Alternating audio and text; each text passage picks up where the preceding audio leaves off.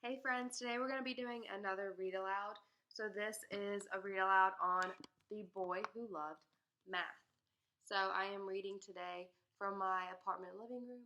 So there's some pictures of me and my roommates up on the wall behind me and my roommate's cute puppy. Don't let that distract you from our book today, because after we read, there are some activities at the end that you can do.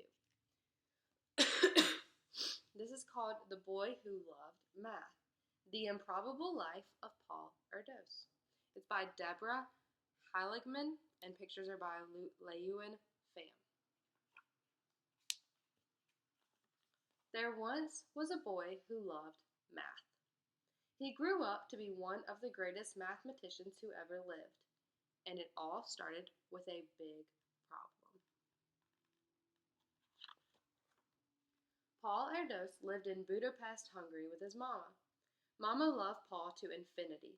Paul loved Mama to infinity too. When he was 3, Mama had to go back to work as a math teacher. She didn't want anything bad to happen to Paul, so she left him with the one person she knew would take very good care of him. She left him with Fraulein. Fraulein had too many rules. That was the problem. Paul hated rules. He hated to be told when to sit still, when to eat, when to go to sleep. What could Paul do? He couldn't exactly solve the problem, but Paul knew that when summer came, Mama would be home with him all day, 100% of the time.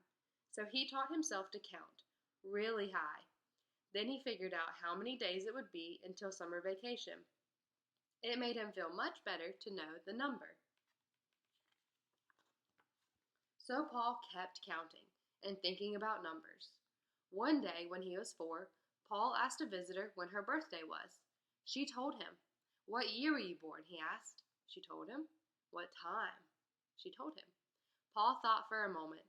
Then he told her how many seconds she had been alive.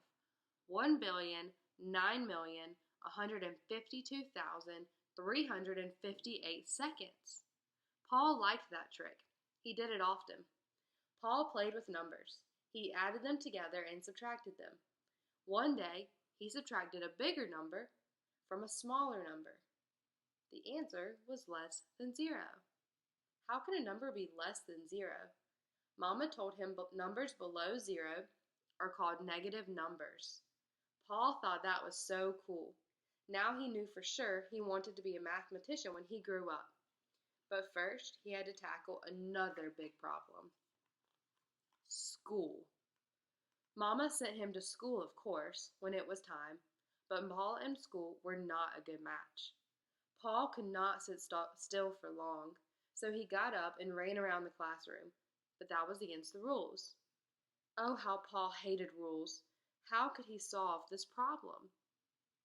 Paul told Mama he didn't want to go to school anymore, not for one more day, for 0 days. He wished he could take days away, negative school days. He pleaded with Mama to stay home. Luckily, Mama was a worrier. She worried about germs a lot. She worried Paul could catch dangerous germs from the kids at school. So she helped him solve his problem. She said he could stay home with Fraulein. But even Fraulein was better than school, maybe 500 times better. Fraulein and Mama did everything for Paul. They cut his meat and buttered his bread and got him dressed. That was great. It meant Paul could think about numbers all day. Numbers were his best friends. He could always depend on numbers to be there and behave in the same way. Numbers followed rules. He didn't like rules in life, but he liked rules in numbers. And so Paul turned 7, then 8, then 9. And when Paul was 10, he fell in love with prime numbers.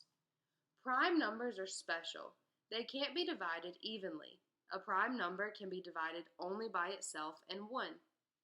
The first prime number is 2, but that is the only even prime number. All the other prime numbers are odd. The numbers 3, 5, and 7 are prime. But not all odd numbers are prime. 9 isn't prime because you can multiply 3 times 9 and get 9. Paul had a lot of questions about prime numbers. Do they go on forever?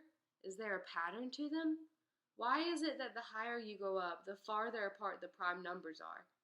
Paul loved to think about prime numbers. When he got older, Paul wanted to go to high school.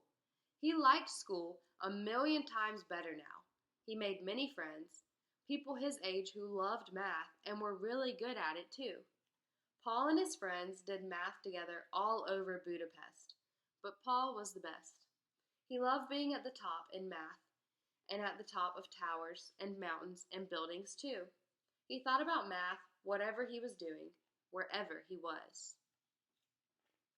By the time Paul was 20, he was already famous around the world for his math.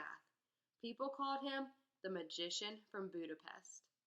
But he still did not know how to do his laundry, or cook his food, or butter his bread. That was not a problem. He still lived at home, and Mama still did everything for him. But then, one day, when Paul was 21, some mathematicians invited him to go to England to work on his math.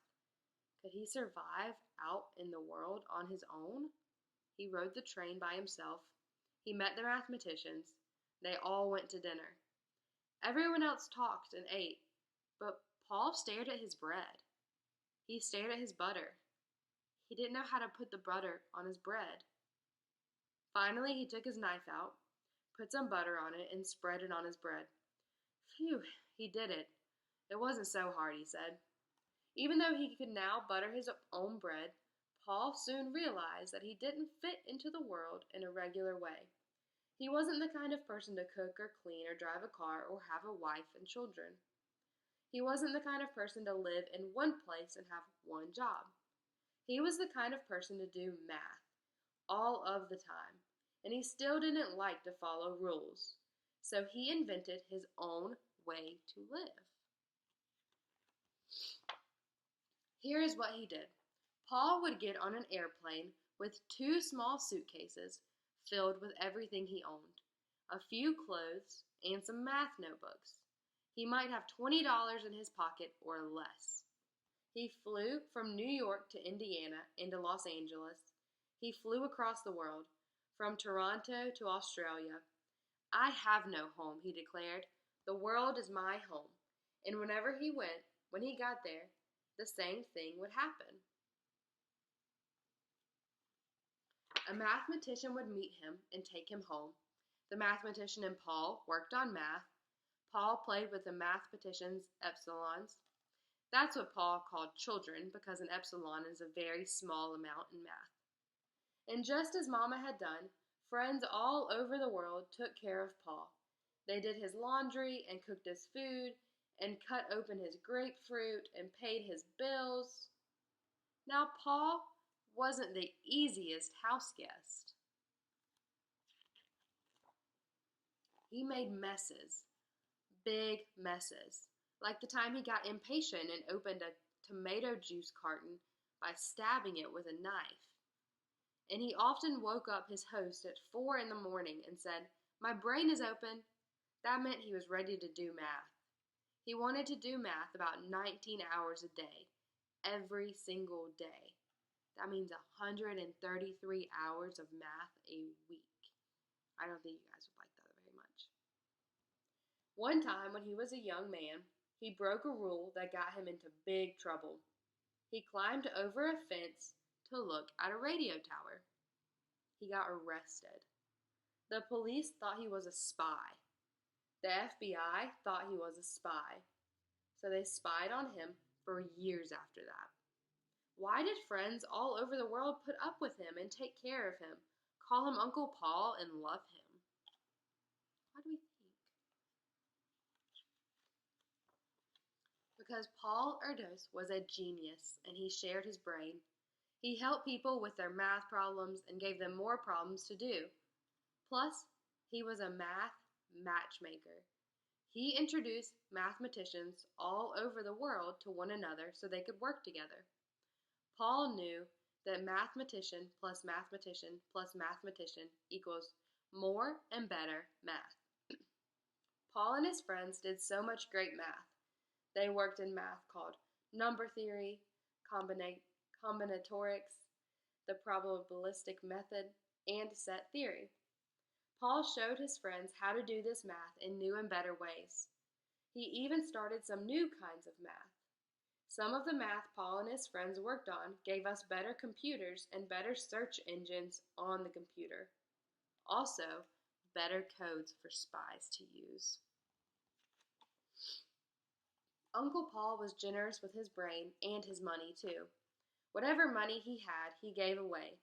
He gave money to poor people, and he offered prize money for unsolved math problems. Even when Paul got very old, he still did math. He did math while he played chess. He did math while he drank coffee, lots and lots of coffee. He thought about math while he played ping pong with his best friends. Paul said he never wanted to stop doing math, and he didn't. To stop doing math, Paul said, was to die. So Paul left this world while he was at a math meeting.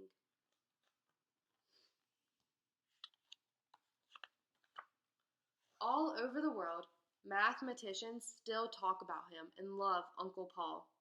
Even people who never met him, they talk about their Erdos number. If you did math with Paul, you get an Erdos number of 1. If you worked with someone who worked with Paul, your Erdos number is 2. People are so proud of their Erdos numbers.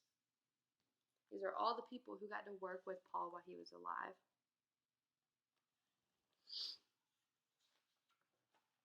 A long time ago, there was a boy who loved math. Numbers were his best friends. He grew up to be the man who loved math. Numbers and people were his best friends. Paul Erdos had no problem with that.